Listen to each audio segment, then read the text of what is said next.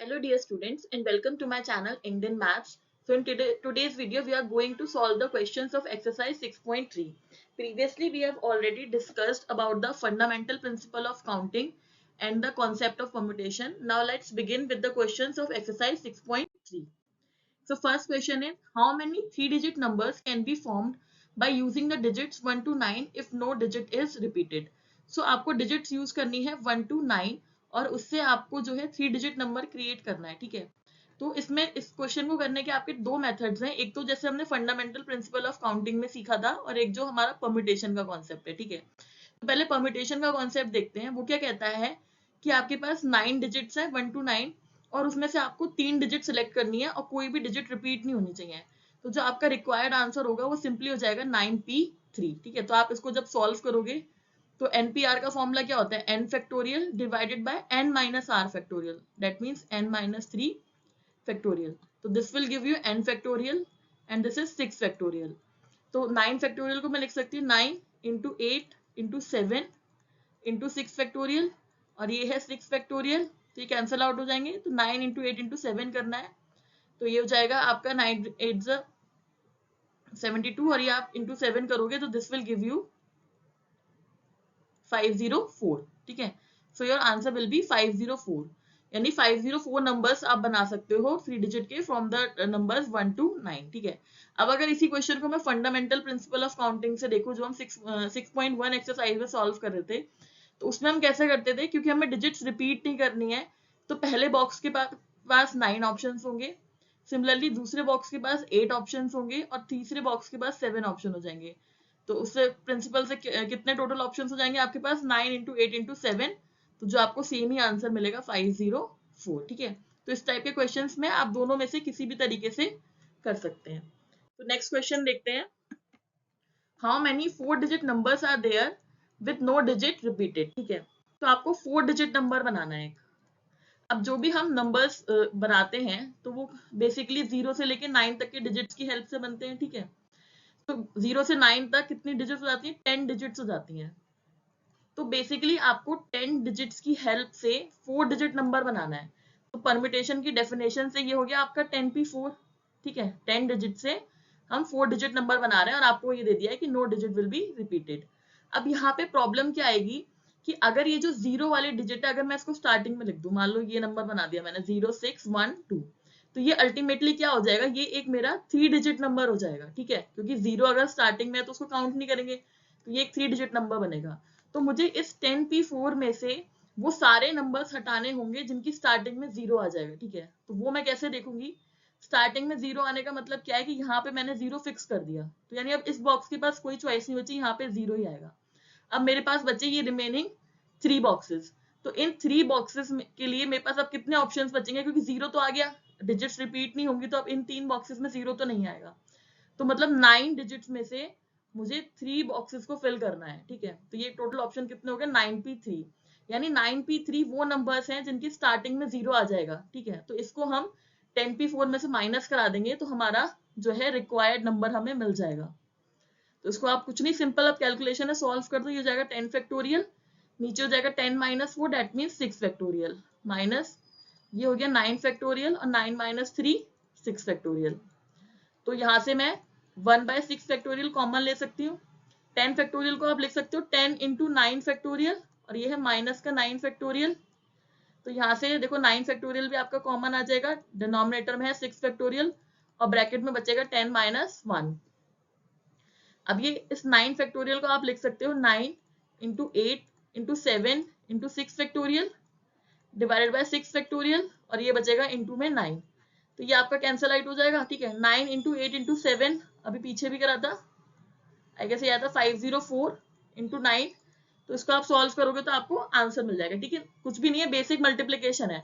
Main जो आपको जो ट्रिक है जो आपको पता होना चाहिए वो यहाँ तक है।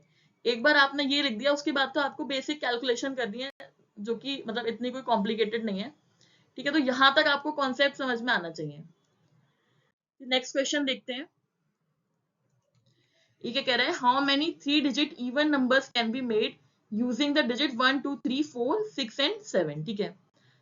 तो अब देखो, अब यहाँ पे क्या नया चीज आपको देखनी है अभी तक सिंपल 3 डिजिट और 4 डिजिट की बात हो रही थी, अब यहाँ पे 3 डिजिट इवन नंबर कह दिया है उसने, ठीक है। अब इवन नंबर कौन से होते हैं, जिनकी जो यूनिट डिजिट होती है, मतलब ये वंस, टेंस और 100, ये हुआ 3 डिजिट नंबर। तो जो वंस वाली जो डिजिट है वहां पे क्या आना चाहिए, अगर कोई इवन नंबर होगा तो वो डिजिट मेरी इवन डिजिट हो जाती है। अब आपको जो ऑप्शंस दिए हैं उसमें से देखो कौन कौन से इवन नंबर है, एक 2 है, एक 4 है और एक 6 है। यानी इस नंबर के पास कितनी चॉइसेस हैं, 3 चॉइसेस हैं वंस वाले डिजिट के पास, ठीक है। तो अब देखो इसमें रिक्वायर्ड नंबर हम कैसे बनाएंगे। ये जो वंस वाले डिजिट है इसके पास 3 नंबर्स हैं और इसमें से ये कोई भी एक सिलेक्ट करेगा, ठीक है। तो इसके तो टोटल ऑप्शंस हो गए 3p1 हो गए। अब इन दोनों के पास क्या बचेगा, टोटल आपके पास कितने ऑप्शन है, 1 2 3 4 5 और 6, बीच में 5 मिसिंग है, तो टोटल आपके पास 6 ऑप्शन है। अब 6 में से एक नंबर तो वंस की प्लेस पे आ जाएगा, तो आपके पास कितने नंबर बचेंगे, 5 बचेंगे, ठीक है। अब उन 5 डिजिट्स में से आपको इन दोनों को फिल करना है, तो ऑप्शंस क्या हो गए आपके 5p2, ठीक है। एक बार दोबारा देख लेते हैं, हमें इवन नंबर बनाना है, तो इवन के लिए क्या होता है, वंस की डिजिट में इवन डिजिट होनी चाहिए। आपको जो नंबर ऑप्शंस में दिए उसमें 3 नंबर इवन है, 2 4 और 6। तो जो वंस के प्लेस पे नंबर है उसके पास 3 चॉइसेस हैं, ठीक है। तो 3 चॉइसेस में से उसे कोई एक नंबर सेलेक्ट करना है, तो वंस के पास क्या चॉइसेस हो गई, 3p1। अब बचे 100 की प्लेस का नंबर और टेंस की प्लेस का नंबर, ठीक है।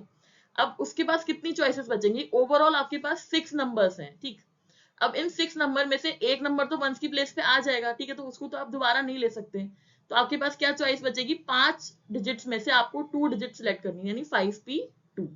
इसको सिंपली आप सॉल्व कर दो, this will B 5 factorial, 5 minus 2 means 3 factorial, ये हो गया 3 factorial, 3 minus 1 that means 2 factorial. तो ये आपके कैंसिल आउट हो जाएंगे, 5 फैक्टोरियल होता है 120, दिस इज 2, तो ये हो गया आपके पास 60।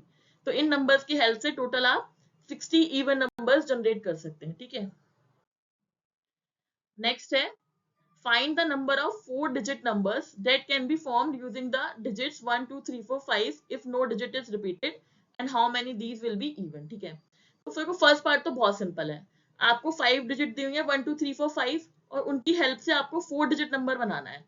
तो 5 डिजिट्स दी है, 4 डिजिट नंबर बनाना है, डिजिट रिपीट नहीं होगी तो सिंपल हो गया 5p4। इसको सॉल्व कर दो, 5 फैक्टोरियल, 5 माइनस 4 होता है आपका 1 फैक्टोरियल, तो 5 फैक्टोरियल होता है 120 और 1 फैक्टोरियल 1 होगा, तो आंसर इज 120। तो टोटल तो 120 नंबर्स बन जाएंगे। अब वो क्या पूछ रहा है, how many these will be even, ठीक है। अब जैसे पीछे क्वेश्चन किया था सेम एग्जैक्ट वही सिचुएशन बन रही है। ये एक 4 डिजिट नंबर है, ठीक है, वंस, टेंस, 100, 1000, ठीक है। अगेन इवन बनाने के लिए यहाँ पे वंस की प्लेस पे एक इवन डिजिट होनी चाहिए। अब यहाँ पे कितनी चॉइसेस हैं इवन के लिए, 2 और 4, दो चॉइसेस हैं, या तो यहाँ पे 2 आना चाहिए या फिर 4 आना चाहिए, ठीक है। तो इस वंस के लिए आपके पास 2 चॉइसेस हैं, तो दो में से कोई भी आप एक नंबर सेलेक्ट करोगे तो 2p1। बाकी देखो अब क्या रह जाएगा, 5 डिजिट्स थी, तो एक डिजिट वंस की प्लेस पे आ गई, तो अब कितनी डिजिट रह गई, 4, और 4 डिजिट में से आपको कितनी सेलेक्ट करनी है, 3। तो ये जो ऑप्शन क्या रह गया, 4p3। तो ये आपके इवन नंबर्स आ गए।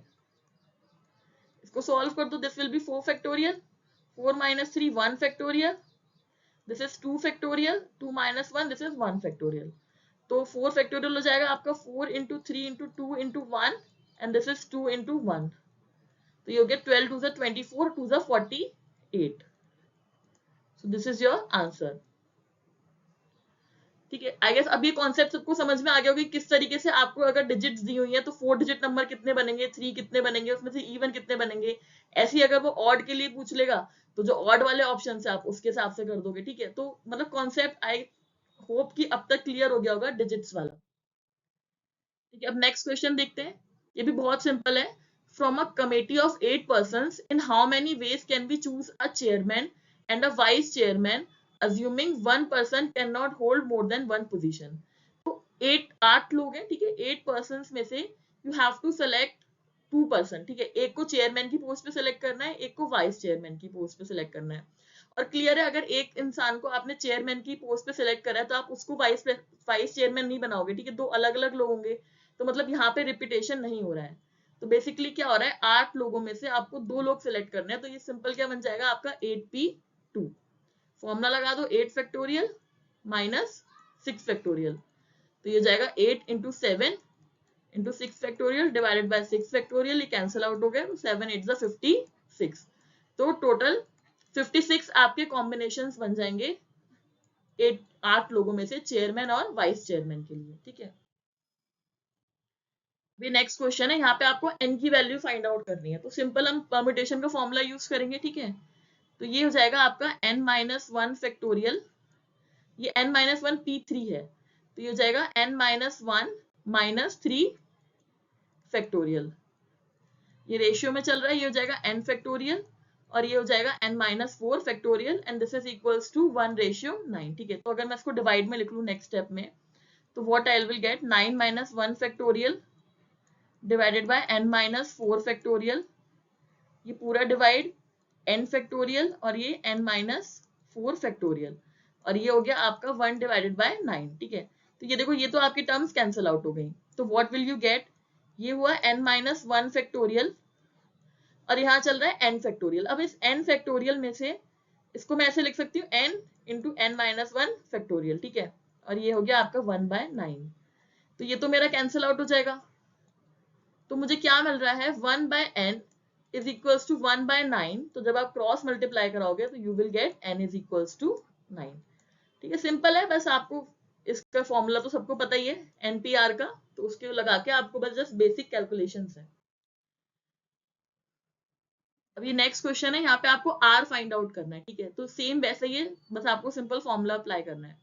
तो ये बेसिकली क्या है 5pr is equals to 2 into 6pr minus 1, ठीक है। इसको मैं फॉर्मूला लगाऊंगी, ये मेरा हो जाएगा 5 फैक्टोरियल, डिनोमिनेटर में हो गया 5 माइनस r फैक्टोरियल, 2 इंटू ये हो गया 6 फैक्टोरियल और ये हो गया 6 माइनस r और माइनस माइनस प्लस 1 फैक्टोरियल, ठीक है।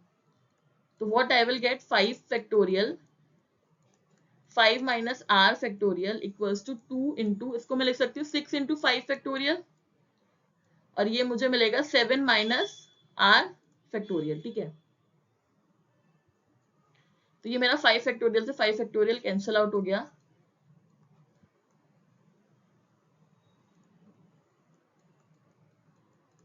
दिस इज 12 डिवाइडेड बाय, अब देखो यहाँ पे क्या होगा, अगर मैं इसमें से 7 माइनस r कॉमन ले बाहर ले लूं, मतलब जैसे मेरा अगर n फैक्टोरियल होता था तो मैं उसको लिख सकती हूँ n कॉम बाहर ले लिया तो बचता था n-1 फैक्टोरियल, ठीक है। फिर इसको मैं ऐसे लिख सकते थे n इंटू n-1, तो ये रह जाता था n-2 फैक्टोरियल, मतलब बेसिकली -1 कराते जाना है। तो अगर मैं 7 माइनस r यहाँ से बाहर लूंगी तो मैं इसमें -1 कराऊंगी, तो what I will get 7 minus r -1, तो यहाँ से मुझे क्या मिलेगा 6 माइनस r, ठीक है। फिर जब मैं 6 माइनस r बाहर लूंगी तो वापस यहाँ -1 कराएंगे तो आई विल गेट 5 माइनस r, ठीक है। तो मैं इसको थोड़ा डायरेक्ट कर रही हूँ, सिंपल कैलकुलेशन है, ये हो जाएगा 7 माइनस r बाहर आ जाएगा यहाँ से और 6 माइनस r बाहर आएगा, तो आई विल गेट 5 माइनस r का फैक्टोरियल, तो ये आपका यहाँ से यहाँ कैंसिल आउट हो जाएगा, तो इसको आप क्रॉस मल्टीप्लाई कराओगे तो you will get 7 minus r into 6 minus r is equals to 12, ठीक है। तो ये यहाँ पे आपके क्वाड्रेटिक इक्वेशन बन जाएगी, this will be 42 minus 6r minus 7r plus r square equals to 12, तो you will get r square minus 13r plus का 42 minus 12 equals to 0, this will become r square minus 13r plus का 30 equals to 0, ठीक है। अब आपको कुछ नहीं करना है, यहाँ फैक्टर्स करने हैं, तो इसको हम लिख सकते हैं 10r minus 3r plus 30 equals to 0, तो जब आप फैक्टर करोगे तो यू विल गेट, एक फैक्टर आपको मिलेगा r माइनस 10 और एक मिलेगा r माइनस 3 इक्वल्स टू 0, ठीक है। मैंने डायरेक्ट करा है, ठीक है, आप लोग सब क्लास 11 के स्टूडेंट हो, आई होप ये तो यहाँ से यहाँ सब अपने आप इजीली पहुंच जाएंगे, कुछ नहीं करना है, सिंपल बस फैक्टर्स बनाने हैं।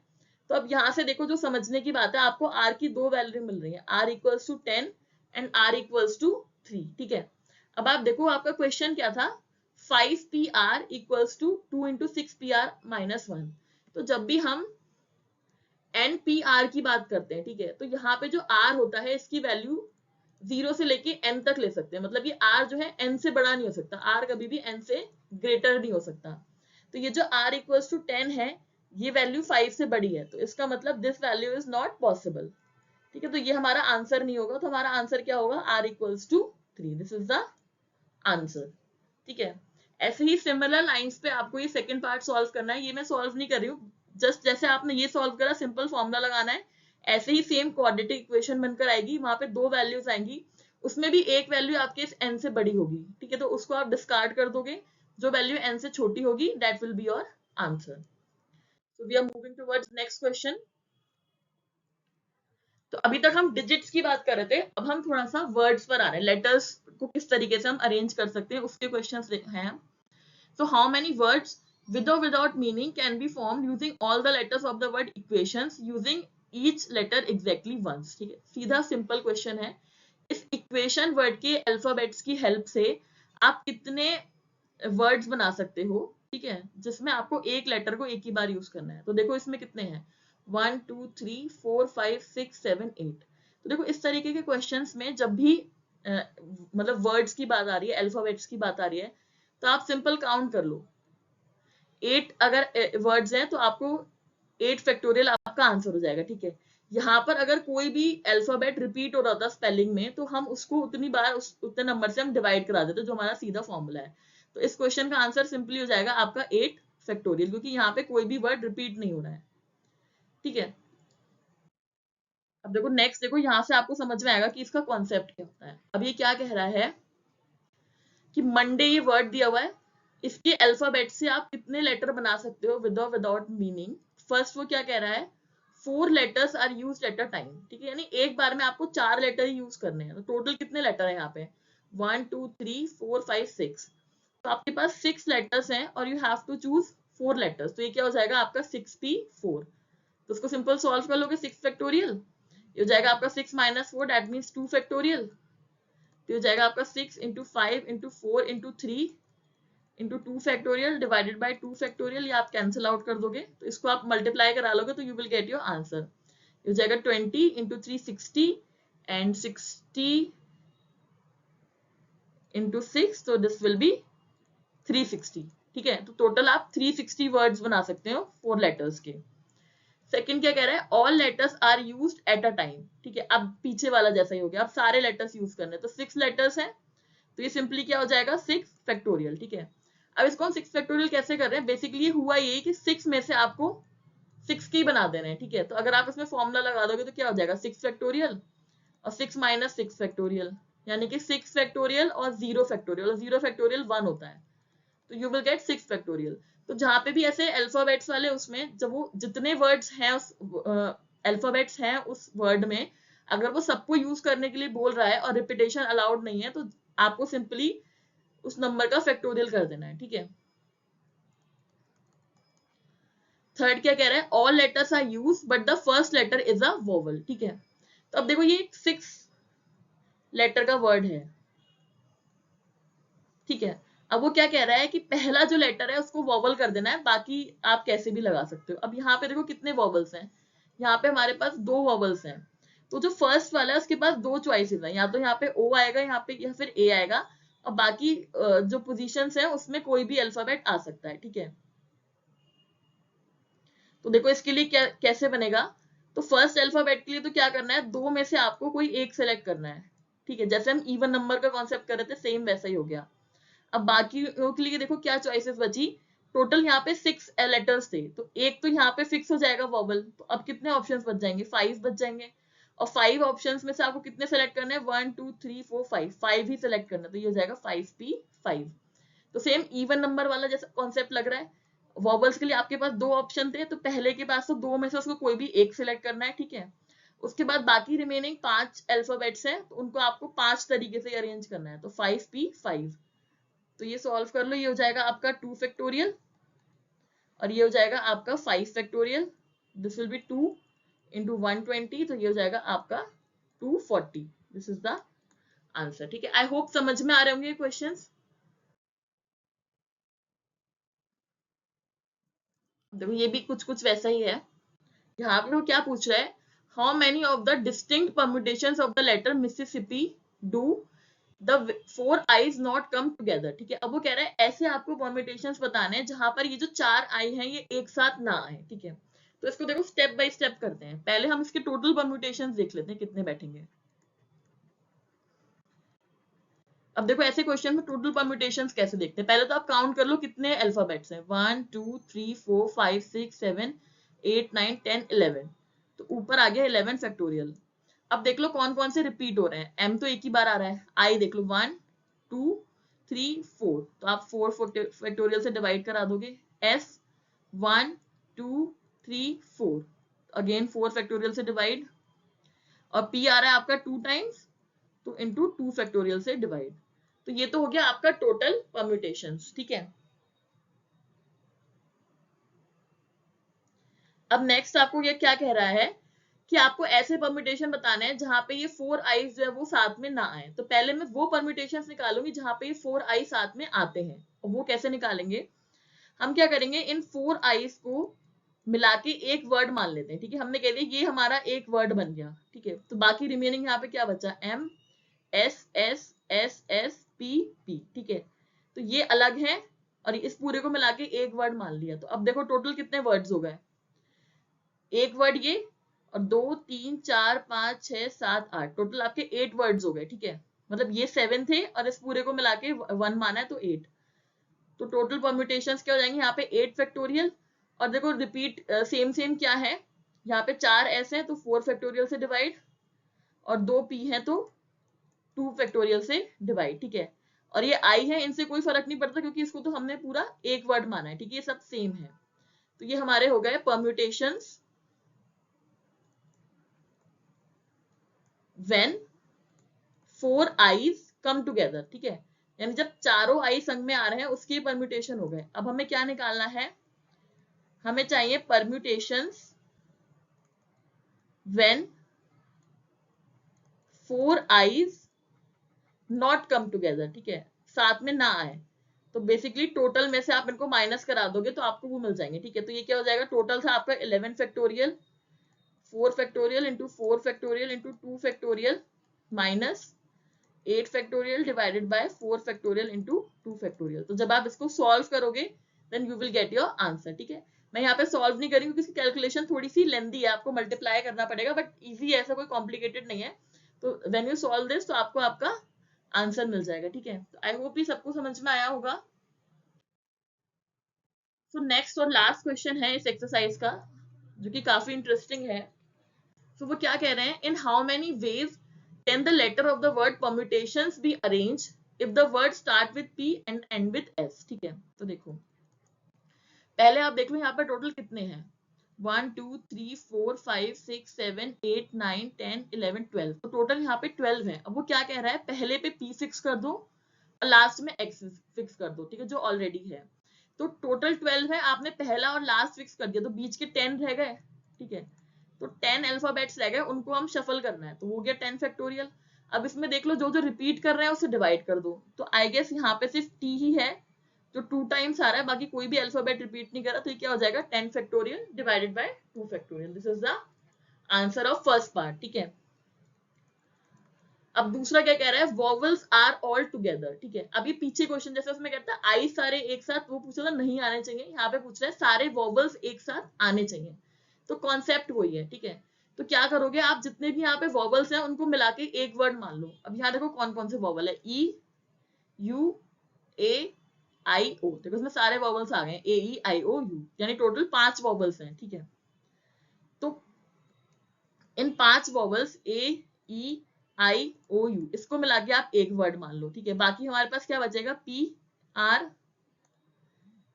M T T N S, ठीक है। बाकी ये बचेंगे, तो ये देखो कितने हैं, 1 2 3 4 5 6 ये हैं, और इनको मिला के आपने एक माना, तो ये हो गया आपका 7 फैक्टोरियल। और इसमें देखो यहाँ पे टी रिपीट कर रहा है, तो ये हो जाएगा 2 फैक्टोरियल, ठीक है। और ये क्या है, ये है आपका ए ई आई ओ यू। अब देखो वहां पे क्या था, पिछले क्वेश्चन में आईज थे, वो सारे आई थे, ठीक है। तो उससे कोई फर्क नहीं पड़ रहा, कोई आई अगर अपनी पोजीशन चेंज कर देगा तो you will get the same word. But यहाँ पे क्या है, अगर कोई भी वॉवल अपनी पोजीशन चेंज करेगा तो वो एक डिफरेंट वर्ड की तरह ट्रीट होगा। तो इसका मतलब ये जो 5 अल्फाबेट्स हैं ये भी 5 फैक्टोरियल वेज में सफल हो सकते हैं, ठीक है। तो टोटल यहाँ पे क्या परम्यूटेशन बन जाएगा, 7 factorial divide by 2 factorial into 5 factorial. ये 5 फैक्टोरियल रिप्रेजेंट कर रहा है कि ये जो 5 वॉबल्स लिए हैं हमने, ये भी आपस में अपनी पोजीशन चेंज करेंगे तो उससे डिफरेंट डिफरेंट अरेंजमेंट्स बनेंगे, ठीक है। और ये 7 फैक्टोरियल इंटू 2 फैक्टोरियल उसका है जब आप इस पूरे को एक मान लो और ये है, और इन सबका टोटल जो शफलिंग होगी, जो टोटल अरेंजमेंट्स होंगे, ठीक है। तो ये हमारा आंसर हो जाएगा। इसको आप सॉल्व करोगे तो you will get 7 into 6 into 5 into 4 into 3 into 2 factorial into 5 factorial divided bye 2 factorial. तो ये कैंसिल आउट हो जाएगा। इसको आप सॉल्व कर लोगे तो you will get the answer, ठीक है। सिंपल मल्टीप्लाई है, नथिंग एल्स। अब देखो ये थोड़ा सा है इंटरेस्टिंग, जो आपका लास्ट पार्ट है। वो क्या कह रहा है, there are always 4 letters between P and S, ठीक है। यानी पी और एस के बीच में हमेशा 4 लेटर्स का गैप होना चाहिए। तो देखो इसको हम कैसे करेंगे, जैसे ये है आपका परम्यूटेशन जो था,